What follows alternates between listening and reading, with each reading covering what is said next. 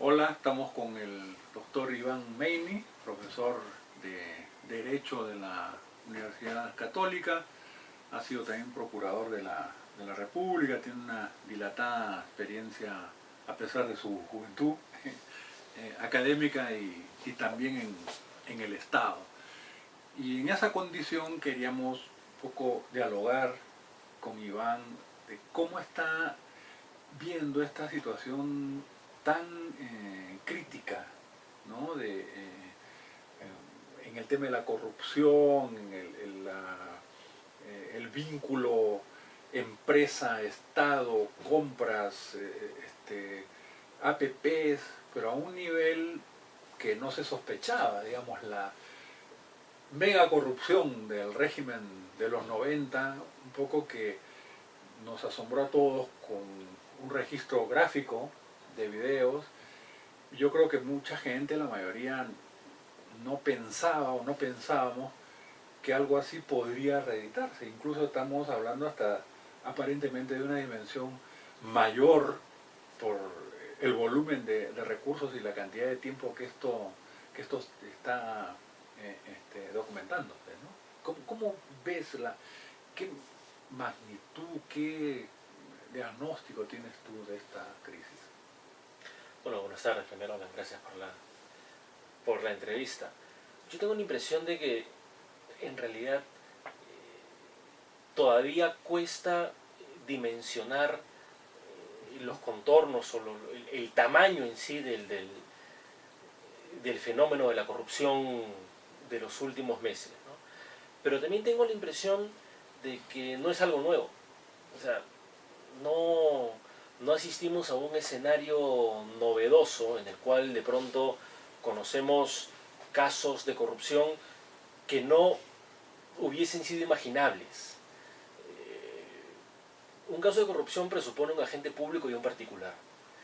Y desde hace muchos años ya la corrupción, la problemática, dejó de ser el pago de un soborno a un policía y pasó a ser el vínculo entre empresa privada y Estado en la adquisición de servicios o la compra de bienes desde el Estado. Digamos, ese es el nicho, porque ahí está la plata. El Estado es el principal comprador y adquirente de bienes y servicios. Y por tanto, hay un conjunto de empresas que, con buenas artes o malas artes, compiten para ser proveedores estatales.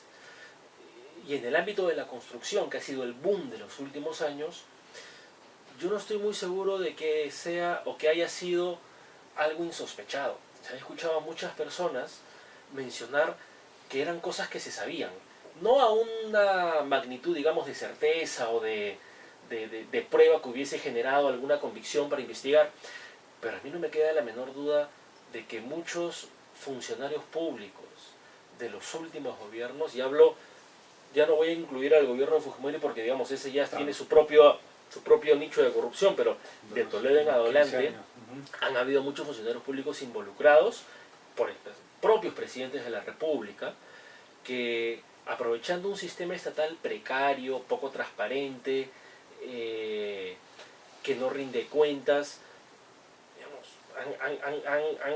han negociado con empresas privadas. Entonces, pero de esa magnitud, o sea, claro, se sabe más o menos que había gente ahí que hacía estas cosas, negocios, negociados, pero de la magnitud de la que estamos hablando, ¿son solo las empresas brasileras, digamos? No, a ver.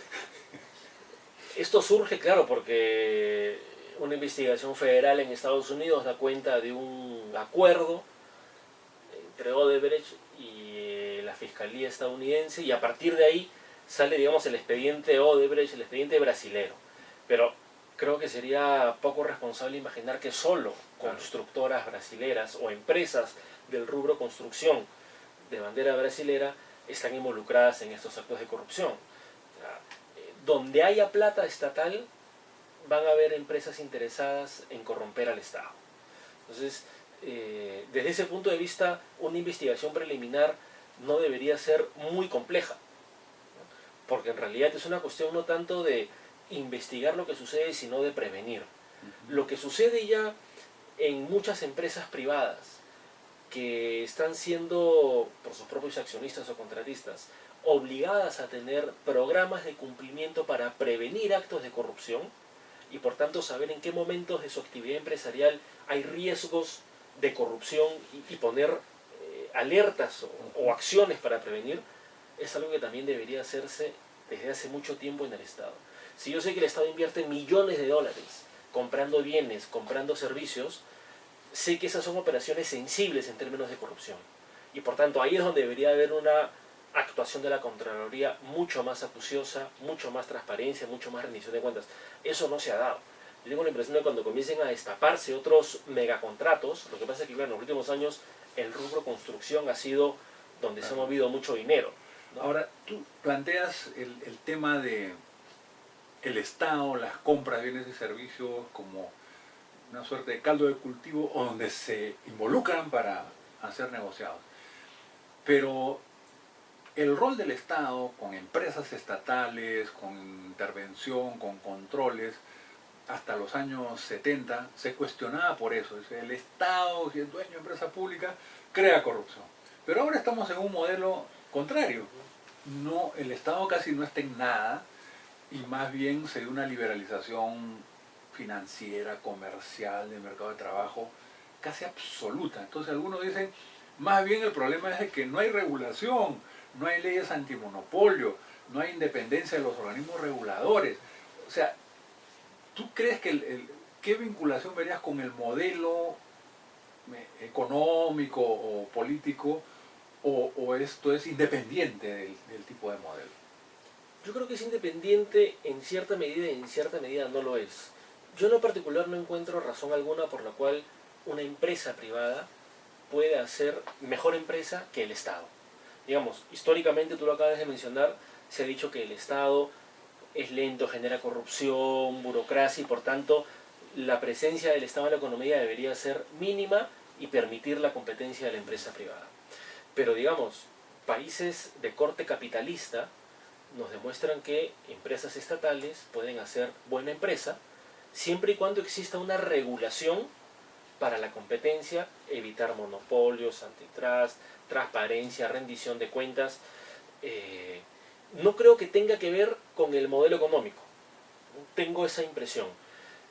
Sí creo que el Estado debería encargarse de ciertos rubros, ¿no? O sea, educación, seguridad social, son aspectos que en cualquier país de corte capitalista el Estado tiene una presencia muy notoria y lo que hace justamente es complementar, ¿no?, la actividad empresarial privada que pueda haber para asegurar que las personas tengan acceso a los servicios más elementales. Entonces, desde ese punto de vista me parece totalmente justificable. ¿Dónde puede haber más corrupción? ¿En una actividad empresarial estatal o en una privada? Creo que en ambas por igual. Por igual. El asunto no es quién administre, sino bajo qué condiciones se rinde cuentas y se ejerce esa administración.